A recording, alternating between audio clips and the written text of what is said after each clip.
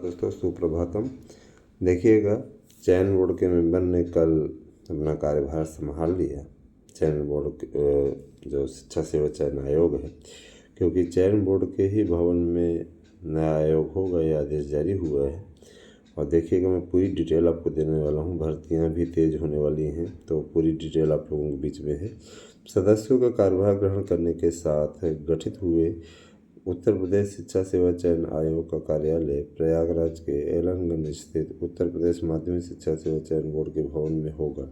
इसका आदेश शासन ने जारी कर दिया है। नए चयन आयोग की नियमावली में दी गई व्यवस्था के अनुसार चयन आयोग के गठन के साथ उत्तर प्रदेश उच्चतर शिक्षा सेवा चयन आयोग, उत्तर प्रदेश माध्यमिक शिक्षा सेवा चयन बोर्ड के प्रत्येक पूर्णकालिक कर्मचारियों की सेवाएं आयोग को अंतरित हो गई हैं। इसके साथ ही नियमावली में व्यवस्था दी गई है कि अध्यक्ष का पद रिक्त होने की स्थिति में आयोग के ज्येष्ठतम सदस्य आयोग के दिन प्रतिदिन कार्यों का संचालन करेंगे।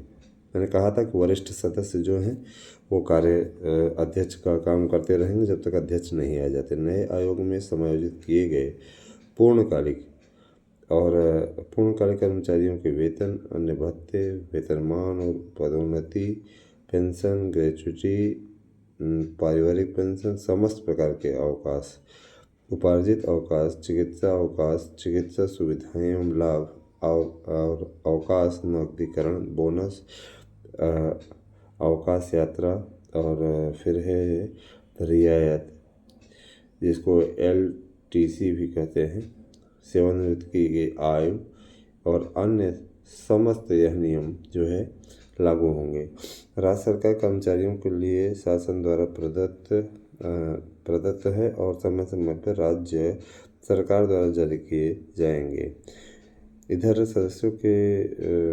आयोग के सदस्यों के लखनऊ में शुक्रवार को कार्यभार ग्रहण करने के साथ ही माध्यमिक शिक्षा सेवा चयन बोर्ड के भवन में उनके बैठने के लिए कक्षों को व्यवस्थित किया जा रहा है।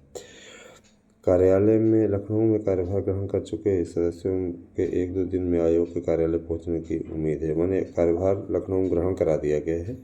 उधर लोकसभा चुनावों के लिए आचार संहिता को देखते हुए माना जा रहा है कि यह आयोग चुनाव प्रक्रिया पूरी होने के बाद ही बेसिक से लेकर उच्च शिक्षण संस्थानों में शिक्षक भर्ती को लेकर गिरफ्तार कर सकेगा। आयोग में अधिकारियों की प्रतीक्षा। उत्तर प्रदेश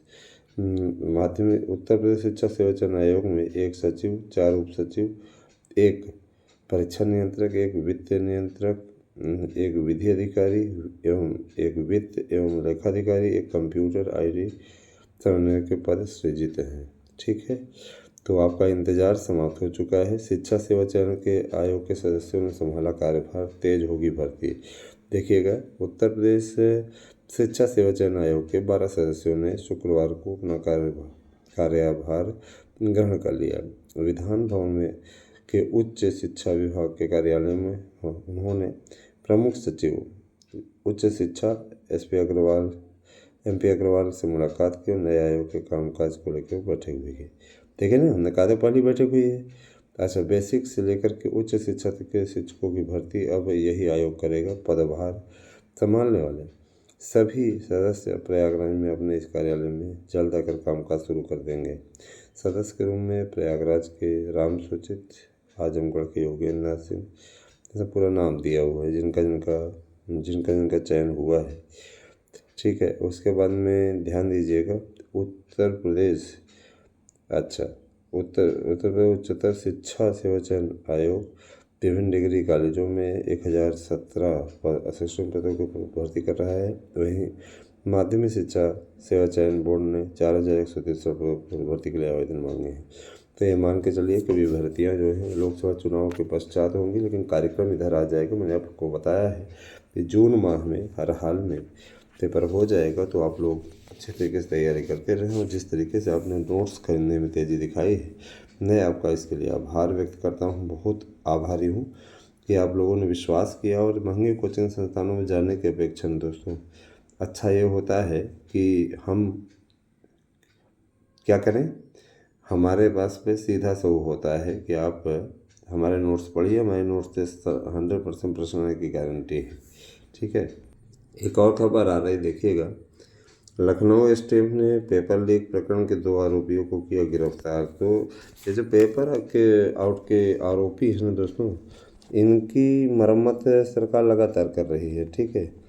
और जाहिर सी बात है कि ऐसे लोगों को इसमें क्या आनंद मिलता है मैंने समझ में आता है। अपना कैरियर, अपना घर परिवार का भविष्य, सबका भविष्य चौपट कर रहे हैं। ऐसे लोगों से ये कहना चाहूँगा तो ऐसी मूर्खता न करें।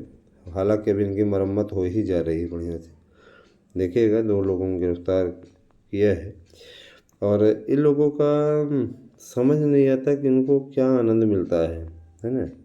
इनको क्या आनंद मिलता है समझ नहीं आता, लेकिन इतना ज़रूर है कि पैसा कमाने के चक्कर में किसी भी हद तक जा सकते हैं, किसी भी स्तर तक गिर सकते हैं। ऐसे जाहिलों को क्या कहा जाए। ठीक है दोस्तों, कहीं भी अगर कोई पेपर आउट करता है, जैसे लोग पेपर आउट कर दिए, तो उससे युवाओं का नुकसान होता है, उनका पेपर कैंसिल होता है, उनकी तैयारी प्रभावित होती है। और यूँ कह लिया जाए कि जिस तरीके से हर कोई तैयारी करता है, ज़रूरी थोड़ी नहीं कि दोबारा वो वैसी तैयारी कर पाए या वैसी स्थितियाँ हों। बेचारा मेहनत करके पहुंचा वहां तक, उसके बाद में आपने पेपर आउट करा दिया। तो अपनी झोली भरने के लिए इस प्रकार के कुकर्म कर देते हो, उसके बाद में नुकसान तो उनका होता है। और सरकार को भी क्या है, सरकार तो पेपर टाल दी है ना। और पेपर लीक के मामले पे योगी सरकार कड़ा एक्शन ले रही है। ये भी जान लीजिए कि जो लोग रोजगार को मुद्दा बनाते थे, उनका भी मुंह बंद हो गया है नए आयोग के गठन के साथ ही। क्योंकि भर्तियां हर साल आएंगी, और अब ये जो भ्रष्टाचार था ये एकदम बनाया हुआ था पूरा, तो कम से कम नहीं है तो ये अच्छा है। अब भर्तियां समय से आया करेंगे। और ये भी जान लीजिए कि माध्यमिक शिक्षा सेवा चयन बोर्ड भी बीजेपी ने बनाया, और बीजेपी ने ही नए आयोग का भी गठन किया। तो घोषणा बंद करिए और अब तैयारी में लग जाइए, ठीक है। और ये बार बार कहा जा रहा है, देखिए लोक सेवा आयोग की भी एक नोटिस जारी हुई है, कुछ है इसमें, पढ़ता हूँ, ठीक है। जरा सा, अच्छा इसमें कुछ है नहीं, इसमें कुछ है नहीं, इसमें सिर्फ एक अपडेट दी हुई थी। यूनानी चिकित्सकों के बारे में कोई भर्ती है, उसी को लेकर के है, तो इसमें कोई वो नहीं है। देखिए दोस्तों, सरकार होली पर स्पेशल ट्रेनें चलाएंगी, वो सब का भी देखिए डिटेल दिया हुआ है। तो अगर देखा जाए तो अब आपके पास में समय कम है, और लोकसभा चुनाव के जस्ट पश्चात आप लोगों को एग्ज़ाम देखने को मिल जाएगा। तो तैयारी आप लोग अच्छी करिए। और अगर आपको हमारे नोट्स लेने हैं होली ऑफर के अंतर्गत, इसमें बम्पर बुकिंग हो रही है, तो आप 9219 16 पर व्हाट्सएप करके अपना नोट्स ले सकते हैं। बाकी भाई आपकी मर्जी, फ्यूचर आपका है, करना आपको है, ठीक है। और अगर आप नहीं ऐसा कर रहे हैं तो फिर ये आपकी अपनी मर्जी। अच्छा, हमारा जो काम है, हम अपना काम करते हैं, अपना कर्तव्य निभाते हैं, है ना। और मैं इतना ज़रूर कहना चाहता हूँ कि टीजीटी, पीजीटी, प्रवक्ता, एलटी, इन सभी भर्तियों को कराने का कार्य अब नए आयोग के द्वारा ही किया जाएगा, तो इसलिए कोई भी घबराने की बात नहीं है। तो दोस्तों एक बात और कि देखिए, जब भी चुनाव आता है तो ममता बनर्जी चुटैल हो जाती है, या वो करते हैं, तो हमें नहीं समझ में आता। हम सबसे बड़ी बात इसमें शासनकाल पर ही उठा रहे हैं मुद्दा, कि जब एक मुख्यमंत्री अपने ही राज्य में, अपने ही ऑफिस में सुरक्षित नहीं है, तो वहाँ की जनता को क्या सुरक्षित रख रहा है। हाँ, स्वयं सोचिए। मतलब इस तरीके की चीज़ें, है ना, इस तरीके की चीज़ें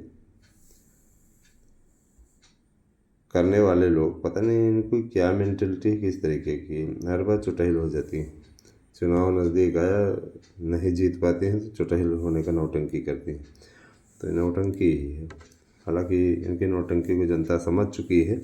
जनता जनार्दन इस बार फैसला करेगी। यार दोस्तों, आप लोगों को राजनीतिक खबरें भी हमारे चैनल के माध्यम से मिलेंगी, और निश्चित रूप से आपको देखने को खुद ही मिलेगा कि किस तरीके की सटीक खबरें हमारे चैनल ने दिया है ना।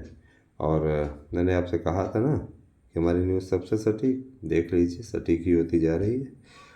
लेकिन आप व्यू किसको देंगे, पता नहीं किसको किसको व्यू देते हैं। जिन लोगों ने हमेशा गुमराह किया उनको व्यू देते हैं, उनके चैनल को देखते हैं। हमें जितने लोग देखते हैं उनका बहुत बहुत आभार। और मैं हमेशा आपके हितों के लिए लड़ता रहूँगा। हमारे चैनल को सब्सक्राइब कीजिए, हमसे जुड़िए। अगले वीडियो में फिर मिलते हैं। Thank you, have a nice day.